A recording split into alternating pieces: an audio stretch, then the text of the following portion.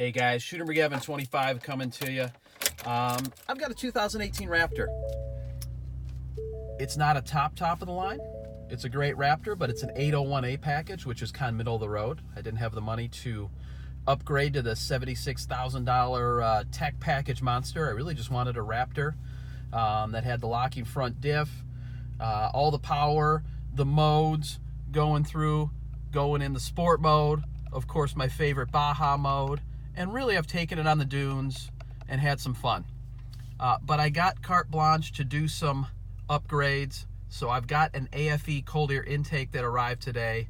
I'm not super mechanically inclined. I would say I'm not mechanically inclined. I don't work on cars. I can do some things around the house, but it said all I need is a 7mm and an 8mm socket, which I do have, so I'm going to attempt to put that on. Alright, so if you're like me, a Jag, just another guy, if you don't know what you're looking at, we're going to be replacing this part today, the stock air box and intake with the cold air filter.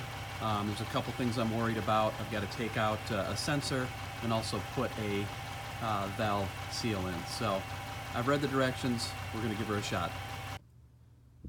Alright, so the parts, well, one of them anyway that I was most worried about was removing this sensor. Now I know that sounds ridiculous, but everybody said if you screw it up, got to get another one. It's a bigger fix. It's literally just a little pull up, a quarter turn, and then you pull it out. I have saw in all the forums and videos, do cover it up, put it in a towel, put it in a latex glove, just make sure it doesn't get dirty. So I've taken out the stock intake, actually very easy, even for someone like me. Everything came out. I'm going to throw a little sidebar. They've got these little turbulence silencers is what they are. So turbo silencers are supposed to keep the air less turbulent. I've seen some videos that says take them out, it doesn't do anything. But if the good people at Ford Performance have put them in there, I'm going to leave them at this point. After I've just seen how easy it is to, in fact, take this on and off, I'll make that decision after the fact. So extremely simple up to this part. I just changed out the air box, put in the filters, they fit nice and snug. The towel that has my little sensor wrapped up in there, as was instructed. I've left the turbo silencers in, and I'm going to go to work on the rest. All right, so the piece that I've been most nervous about is this guy. It's got to be way down in the engine. I've already taken off the tab, and you've got to face this towards the turbo. The turbo's in the back. Again, I'm talking to all you other Jags out there. Just another guy, don't know anything, push the pedal, hit the brake, get the oil changed kind of guys.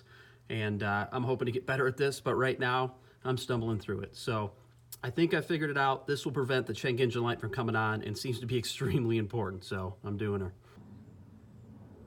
Well, guys, we're definitely getting there. I've just got to tighten everything up and put the cover on. Add the little middle connector. Sensor went on okay, I think. And everything's in. So I'm going to tighten it up, see how she goes. All right, everyone, so the inaugural run.